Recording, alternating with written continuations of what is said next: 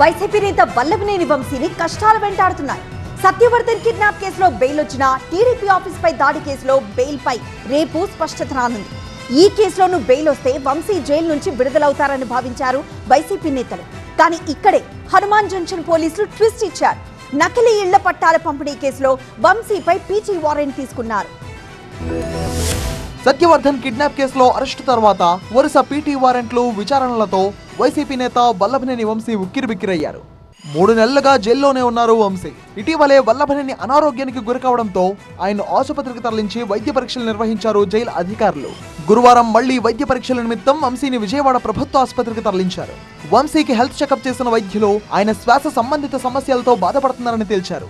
అవసరమైన మెడిసిన్స్ అందించారు. అనారోగ్యం కారణంగా వంశీ 20 కిలోల బరువు తగ్గారు. సత్యవర్ధన్ కిడ్నాప్ కేసులో ఏసీబీ కోర్టు బెయిల్ మంజూరు చేసింది. కానీ టీడీపీ ఆఫీస్ పై దాడి కేసులో బెయిల్ పిటిషన్ పై శుక్రవారం తీర్పు ఇవ్వనుంది విజయవాడ కోర్టు.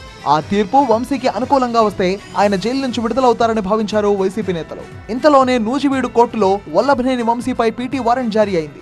నకిలీ ఇళ్ల పట్టాలు పంపిణీ చేశారని వంశీపై కేసు ఉండటంతో పీటీ వారెంట్ తీసుకున్నారు హనుమాన్ జంక్షన్ పోలీసులు. నకిలీ ఇళ్ల పట్టాల కేసులో వంశీని రిమాండ్ కోరుతామంటున్నారు హనుమాన్ జంక్షన్ పోలీసులు. ఒకవేళ వంశీకి ఈ కేసులో రిమాండ్ విధిస్తే శుక్రవారం బెయిల్ వచ్చినా ఆయన జైల్లోనే ఉండాల్సి వస్తుంది.